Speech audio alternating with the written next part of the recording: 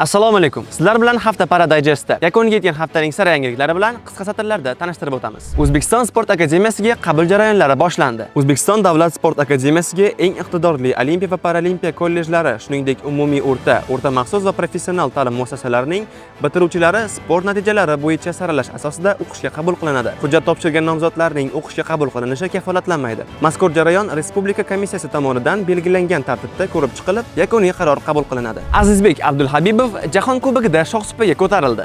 Germaniyaning Brandenburg shahrida para-kanoeda eshak eshish bo'yicha Jahon kubogi bosqichi o'tkazildi. Dunyoning 20 ta davlatidan 100 nafar sportchilar ishtirok etgan mazkur nufuzli turnirda hamyurtimiz Azizbek Abdulhabibov hisobimizga bronza medalini taqdim etdi. Sportchimiz KL2 yo'nalishida 200 metr masofaga kechgan bellashuvlarda marraga 3-chi bo'lib yetib keldi. Sport vazirligi, Milliy olimpiya va paralimpiya qo'mitalari rahbariyati prezidentimiz raisligida o'tgan video selektor yig'ilishida berilgan topshiriqlarni ijrosini ta'minlash, hududlardagi infratuzilmalar va muammolarni o'rganish maqsadida Samarqand viloyatida o'rganish ishlarini olib bordi. Ma'lumki, ushbu video selektor yig'ilishidan so'ng Respublika sport rahbariyati yurtimiz viloyatlarida bu soha bo'yicha amalga oshirilayotgan ishlar bilan tanishib chiqmoqda. Jumladan, rahbariyat 20-may kuni Samarqand viloyatida bo'lib, sport turlari bo'yicha yangi infratuzilmalar, sport maktablari va Samarqand Olimpiya va Paralimpiya markazidagi ish jarayonlarini o'rganishdi. Toshkent dengizida para-kanoeda eshak eshish bo'yicha mamlakat birinchiligi o'tkazildi. 20-22-may kunlari Toshkent viloyatidagi Tuyabog'iz suv omborida para-kanoeda eshak eshish bo'yicha barcha yosh toifalardagi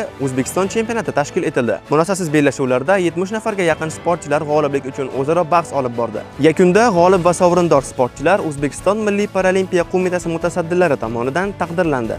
Chegarasiz matonat, iroda va g'alaba sari yo'l haqidagi samimiy hikoya. O'zbekiston Milliy paralimpiya qo'mitasi matbuot xizmati tomonidan yo'lga qo'yilgan yangi media loyiha. Chegarasizning ilk mehmoni para-yengil atletika bo'yicha yozgi paralimpiya o'yinlari g'olib va sovrindori, xalqimiz faxri Asila Mirzayorova bo'ldi.